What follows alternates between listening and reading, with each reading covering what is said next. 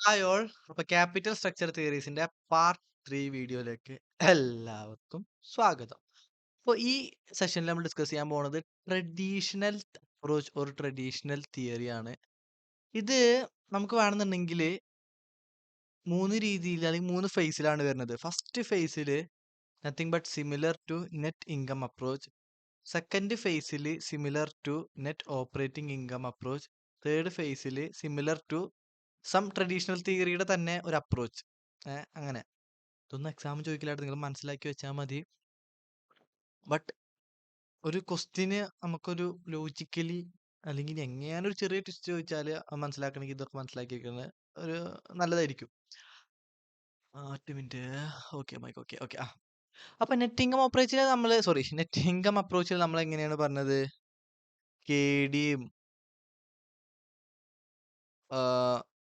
K ഇയും constant ആയിരിക്കും. എന്താണ് increase ആവുക? കെ ഒ ആണ് ലൈക്ക് ഇൻക്രീസ് അല്ല ഡിക്രീസ് ആവുക ചെയ്യുക. ഡെറ്റിന്റെ എമൗണ്ട് കൂടുമ്പോൾ ഡിക്രീസ് ആവും. ഓക്കെ. സെക്കൻഡ് അപ്രോച്ചിൽ എങ്ങനെയാ? ഇത് റെലവൻസ് തിയറി ആയിരുന്നു, ഇറലവൻസ് തിയറി ആയിരുന്നോ? Net income approach relevance theory. Capital structure change കെഒനെ ഇൻഫ്ലുവൻസ് ചെയ്യും, അതുവഴി വാല്യൂ ഓഫ് ഫേമിനെ എന്താണ് മാറ്റം വരുത്തും, ഇൻഫ്ലുവൻസ് ചെയ്യും. നത്തിങ് ബട്ട് അപ്പോൾ ക്യാപിറ്റൽ സ്ട്രക്ചർ കെഒനെ ഇൻഫ്ലുവൻസ് ചെയ്യും, കെഒ അതുവഴി പിന്നീട് വാല്യൂ ഓഫ് ഫേമിനെ ഇൻഫ്ലുവൻസ് ചെയ്യും. ഇനി നെറ്റ് ഓപ്പറേറ്റിംഗ് അപ്രോച്ചിൽ എങ്ങനെയായിരുന്നു? നെറ്റ് ഓപ്പറേറ്റിംഗ് അപ്രോച്ചിൽ എങ്ങനെയായിരുന്നു? നെറ്റ് ഓപ്പറേറ്റിംഗ് അപ്രോച്ചിൽ ഗ്രാഫ് എങ്ങനെയാ വരച്ചിട്ടുണ്ടായിരുന്നത്? ആ കെ ഡിയും കെ ഒയും കോൺസ്റ്റന്റ് ആയിരിക്കും. ഇത് നിങ്ങൾ 2-3 വട്ടം ഇങ്ങനെ കാണണം, അല്ലെങ്കിൽ നിങ്ങൾ സ്വയം ഒന്ന് വായിച്ചു വരുന്നാലാട്ടെ ഞാനിപ്പോൾ പറഞ്ഞ പോലെ നിങ്ങൾക്ക് ആലോചിക്കാൻ പറ്റുള്ളൂ. കെ ഡിയും കെ ഒയും കോൺസ്റ്റന്റ് ആയിരിക്കും. Only K E will be increasing. K E will be increasing right അല്ലേ? സെക്കൻഡ് ഫേസ് ആവുമ്പോൾ കെ ഇ ഇൻക്രീസ് ആവും. കെ ഡിയും കെ ഒയും കോൺസ്റ്റന്റ് ആണ്. നെറ്റ് ഓപ്പറേറ്റിംഗ് ഇൻകത്തിൽ എന്താ പറയുക? അതാണ് ഞാനിവിടെ പറഞ്ഞുകൊണ്ടിരിക്കുന്നത്. ഈ ട്രഡീഷണൽ തിയറി പറഞ്ഞു കഴിഞ്ഞാൽ ഇതിന്റെ ഒരു കോമ്പിനേഷൻ ആണ്. ഗ്രാഫ് വരയ്ക്കുമ്പോൾ നിങ്ങൾക്ക് ഒന്നുകൂടി മനസ്സിലാവും. ഓക്കെ. കെ ഡിയും കെ ഒയും കോൺസ്റ്റന്റ് ആവും. കെ ഒയിൽ വരേണ്ട കുറവുണ്ടല്ലോ, കെ ഡിയുടെ എമൗണ്ട് കൂടുമ്പോൾ കെ ഒയിൽ ശരിക്കും എമൗണ്ട് കുറയണമായിരുന്നു. മുന്നത്തെ വീഡിയോയിൽ പറഞ്ഞിട്ടുണ്ട്. അപ്പൊ ആ കുറയണത് ഓഫ്സെറ്റ് ചെയ്യുന്ന രീതിയിൽ കെ ഇ ഇൻക്രീസ് ആവും. K E increase such that it offset the benefit of including more debt. കെഒയും കെ ഡിയും കോൺസ്റ്റന്റ് ആയിരിക്കും, കെ ഇ ആയിരിക്കും ഇൻക്രീസ് ചെയ്യുന്നുണ്ടാവുക.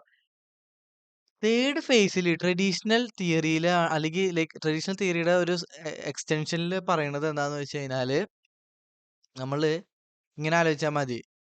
എനിവേ ഡെറ്റ് കൂടുതൽ കൊണ്ടുവരുമ്പോൾ ഈ അപ്രോച്ചിൽ പറയണ സംഭവമായിട്ട് ഞാൻ പറഞ്ഞത്. ഡെറ്റ് കൂടുതൽ കൊണ്ടുവരുമ്പോൾ ഞാൻ ഓൾറെഡി പറഞ്ഞു കെ ഇ ഇൻക്രീസ് ആവും. കെ ഇ ഇൻക്രീസ് ആവും കാരണം ഷെയർ ഹോൾഡേഴ്സിന് ഫിയർ ആവും. ഇങ്ങനെ ഇത് കൊണ്ടുവന്ന് അവസാനം ഡെറ്റർമാർക്കും ഫിയർ ആവും. ബട്ട് കെ ഡിയും ഇൻക്രീസ് ആവും. അവിടെ ഒന്ന് ആലോചിച്ച് നോക്ക്. നീ ആദ്യം നീ ഒരു കമ്പനി വിചാരിക്കും. നീ ആദ്യം ഒരു ബാങ്കിൽ നിന്ന് ഡിബഞ്ചർ അല്ലെങ്കിൽ ഒരു ഡിബഞ്ചർ ഇഷ്യൂ ചെയ്തു, കുറച്ച് ആൾക്കാരിൽ നിന്ന് ഫണ്ട് റേസ് ചെയ്തു. എന്നിട്ട് നീ വേറെ കൂട്ടം ആൾക്കാരുടെ വീണ്ടും ഡിബഞ്ചർ റേസ് ചെയ്യണേ. എന്നിട്ട് നീ മൂന്നാമതും വേറെ കൂട്ടം ആൾക്കാരുടെ ഡിബഞ്ചർ റേസ് ചെയ്യണം. അപ്പൊ മൂന്നാമത് തരുന്ന ആൾക്കാർക്ക് പേടി ഉണ്ടാവില്ലേ? ഇവന് ഓൾറെഡി കുറെ കടണ്ട്, ഇനിയിപ്പോ ഇന്ത്യക്ക് നിന്ന് മേടിച്ചു കഴിഞ്ഞാൽ എനിക്ക് തിരിച്ചു കിട്ടുമോ? ഇവന് ഫുള്ള് കടാണ്, എനിക്ക് തിരിച്ചു കിട്ടുമോ? പേടി ഉണ്ടാവില്ലേ? അപ്പൊ നത്തിങ് ബട്ട് അവർക്ക് റിസ്ക് കൂടില്ല. അവർക്ക് റിസ്ക് കൂടുമ്പോൾ അവരുടെ ഡിമാൻഡ് എക്സ്പെക്ടേഷൻ കൂടിയില്ലേ? നത്തിങ് ബട്ട് കെ ഡി അല്ലേ ഡിബഞ്ചർ ഹോൾഡറിന്റെ അല്ലെങ്കിൽ ഡെറ്റ് ഹോൾഡറിന്റെ എക്സ്പെക്ടേഷൻ ഇൻഡിക്കേറ്റ് ചെയ്യുന്നത്. അപ്പൊ കെ ഡി ഇൻക്രീസ് ആവും. അപ്പൊ ഒബ്വിയസ്ലി എന്താണ്, കെയും കെ ഡി ഇൻക്രീസ് ആവുമ്പോൾ കോസ്റ്റ് ഓഫ് ക്യാപിറ്റലും ഇൻക്രീസ് ആവും. ഇനി ഈ മൂന്ന് സാധനം ഞാനൊരു ഗ്രാഫിൽ വരക്കാൻ പോണതാട്ടാ. നത്തിങ് ബട്ട് ട്രഡീഷണൽ തിയറി പറഞ്ഞാൽ ട്രഡീഷണൽ തിയറി ഇക്വേഷൻ ഒന്നുമില്ല. ജസ്റ്റ് എന്താണ് ഈ തിയറി മാത്രമേ ഉള്ളൂ ട്രഡീഷണൽ തിയറി അപ്രോച്ചിൽ. ഓക്കെ, സിമ്പിൾ ആണ്. ഡിഗ്രി ഓഫ് ലിവറേജ് അല്ലെങ്കിൽ ഡെറ്റ് എമൗണ്ട്, ഇവിടെ cost of capital, nothing but K E K ഡിയും കെ ഒന്റെയും ഇൻഡിക്കേറ്റ് ചെയ്യുന്ന ആക്സിസ്. ഞാൻ എഴുതുന്നത് ഫുള്ള് ഡീറ്റെയിൽ ആയിട്ട് എഴുതുന്നില്ല. അപ്പൊ ഇവിടെ ഫസ്റ്റ് ഫേസിൽ K D and K E are constant. Okay. അപ്പോൾ നമുക്ക് ഫേസ് ഇങ്ങനെ ഡിവൈഡ് ചെയ്യാം. ഇത് ഫസ്റ്റ് ഫേസ്, ഇത് സെക്കൻഡ് ഫേസ്. അപ്പോൾ ലൈക്ക് ഈ ഫസ്റ്റ് സെക്കൻഡ് തേർഡ് ഇത് ഗ്രാഫിൽ വരില്ല കേട്ടാ, ഞാൻ നിങ്ങൾക്ക് ഒന്ന് മനസ്സിലാക്കാൻ വേണ്ടി പറയണല്ലോ. ഫസ്റ്റ് ഫേസിൽ K D and K E are constant എന്ന് പറയുന്നത്. ഓക്കെ, കോൺസ്റ്റന്റ് പറഞ്ഞാൽ സ്ട്രേറ്റ് ലൈൻ അല്ലേ? കെ ഡി എന്താ ലൈന് കറക്റ്റ് ആവാത്ത?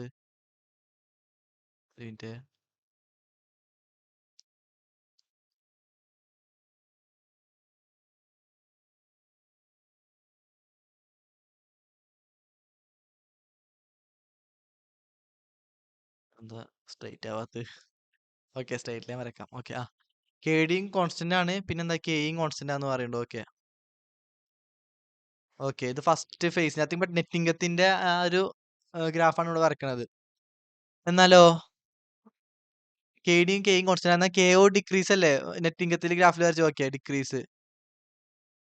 അപ്പൊ ഇതാണ് നത്തിങ് ബട്ട് കെ ഡി, ഇത് കെ ഇ. അടിയിൽ ലൈക്ക് നോക്കാം. ഞാൻ അടുത്തത് സെക്കൻഡ് ഫേസിൽ എന്താ പറയുക? സെക്കൻഡ് ഫേസിൽ എന്താ net operating income? K D and K O are constant. K ഡിയും കോൺസ്റ്റന്റ് ആണ്, കെ ഒ ഇവിടെ കെ ഒ ഇവിടെ എഴുതാം.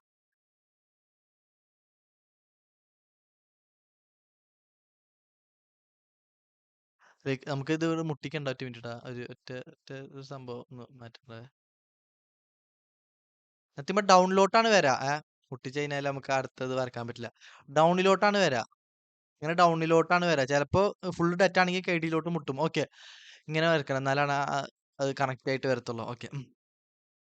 K D and K O second phase കഴിഞ്ഞാൽ K D and K O are constant. K D obviously constant ആണ്, നേരെ വരച്ചു. K O constant ആന്ന് പറയുന്നുണ്ട്. കെ ഒ എന്ന് പറയുന്നത് ഇതല്ലേ, സെക്കൻഡ് ലൈൻ അല്ലേ? ഓക്കെ, കോൺസ്റ്റന്റ് ആയിക്കോട്ടെ, നേരെ പോട്ടെ. എന്നാൽ K is increasing. Oh my God, അപ്പൊ കെ ഇവിടുന്ന് ഇൻക്രീസ് ആവും.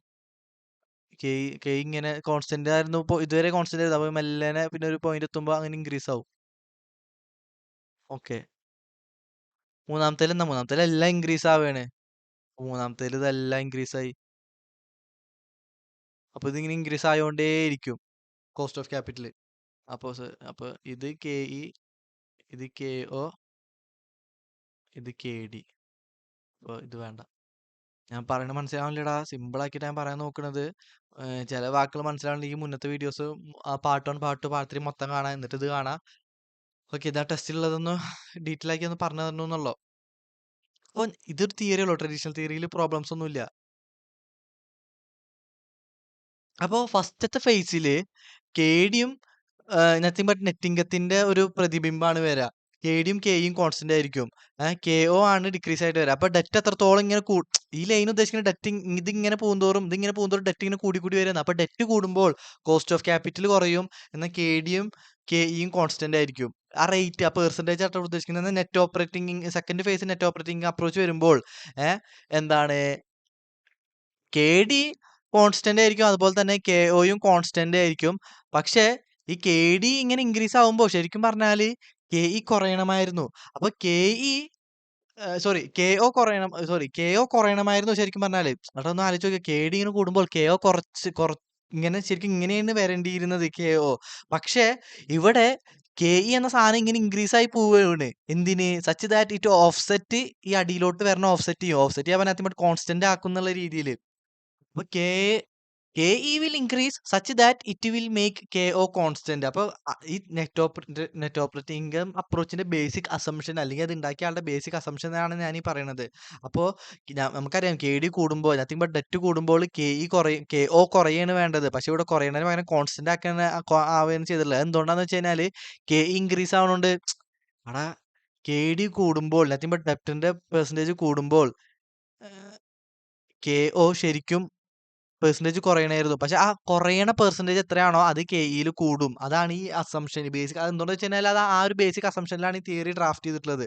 ഓക്കെ, അതുകൊണ്ടാണ് ഇത് താഴോട്ട് വരാതെ കോൺസ്റ്റന്റ് ആയി നിൽക്കുന്നത്. പിന്നെ മൂന്നാമത്തെ ഫേസ് പറഞ്ഞ ട്രഡീഷണൽ തിയറിയുടെ ആ ഒരു എക്സ്റ്റൻഷൻ, അല്ലെങ്കിൽ ട്രഡീഷണൽ തിയറിയുടെ തന്നെ പ്രതിബിംബമാണ് വരുന്നത്. എന്ന് വെച്ച് കഴിഞ്ഞാല് ഡെറ്റ് കൂടി കൂടി ആദ്യം എക്വിറ്റി ഹോൾഡർക്ക് മാത്രമാണ് പേടി ഉണ്ടായിരുന്നുള്ളൂ, ഡെറ്റർക്ക് ഫുള്ള് എമൗണ്ട് പോകുന്നത്. പക്ഷെ പിന്നീട് ഡെറ്റ് കൂടി കൂടി ഡെറ്റ് കൊടുക്കുന്ന ആൾക്കാർക്ക് തന്നെ പേടിയായി തുടങ്ങി. എന്ത് ഡെറ്റ് ഞാൻ കൊടുത്തത് അല്ലെങ്കിൽ വേറെ ആൾക്കാർ കൊടുത്തതൊക്കെ കഴിഞ്ഞിട്ടല്ലേ എനിക്ക് കിട്ടുള്ളൂ. അങ്ങനെ ഒരു പേടി. അപ്പൊ ഡെറ്റർമാരുടെയും അല്ലെങ്കിൽ കെ ഡിയുടെയും ഡിമാൻഡ് അല്ലെങ്കിൽ എക്സ്പെക്ടേഷൻ റിട്ടേൺ കൂടി. അപ്പൊ എല്ലാതും കൂടി അവിടെ. കെ ഒയും കെ ഇ കൂടിയിട്ടുണ്ടെങ്കിൽ കെ ഇ ഓൾറെഡി കൂടിക്കൊണ്ടിരിക്കുകയാണ്. അതിന്റെ കൂടെ കെ ഡിയും കൂടിയെങ്കിൽ ഒബ്വിയസ്ലി പിന്നെ കെ ഒയും കൂടുമല്ലോ. കാരണം കെ ഡിയും കെ ഇന്റെയും ബേസിസിലല്ലേ കെ ഒ നടക്കുക, അല്ലെങ്കിൽ ലൈക്ക് മൂവ് ചെയ്യുക. അപ്പൊ അതാണ് ട്രഡീഷണൽ തിയറി അപ്രോച്ച്. ഇനി Modigliani and Miller approach മാത്രമേ ഉള്ളൂ. അതിൽ ടാക്സസ് ഇൻവോൾഡും ടാക്സസ് ഇൻവോൾഡ് അല്ലാത്ത രീതിയിലും മാത്രാണ് ഒരു ബൈഫർക്കേഷൻ വന്നുള്ളൂ. അപ്പൊ ഇവിടെ നോക്കടാ, അറ്റ് ദ എൻഡ് കെ ഡിയും കെ ഇയും മാറുമ്പോൾ കെ ഒയും മാറണില്ലേ? നത്തിങ് ബട്ട് കെ ഒയുടെ കോൺസ്റ്റന്റ് അല്ലല്ലോ ഫുള്ളും ചേഞ്ചസ് വരുന്നില്ല. അപ്പൊ കെ ഒ ചേഞ്ചസ് വരണമെങ്കിൽ nothing but value of firm മാറ്റം വരത്തില്ലേ? വാല്യൂ ഓഫ് ഫേം മാറ്റം വരണമെങ്കിൽ ട്രഡീഷണൽ തിയറി റെലവൻസ് തിയറിയിലാണോ റെലവൻസ് തിയറിയിലാണ് വരിക? റെലവൻസ് തിയറിയിൽ. കാരണം traditional theory is influencing KO. KO will automatically influence value of ഒരു കണക്ഷൻ നിങ്ങൾക്ക് കിട്ടിയിട്ടുണ്ടെന്ന് വിചാരിക്കുന്നു കേട്ടാ. അപ്പോൾ മോഡിഗ്ലാനിയൻ മില്ലർ അപ്രോച്ച് നമുക്ക് എന്തായാലും അടുത്ത വീഡിയോയിൽ എടുക്കാം. ഓക്കെ.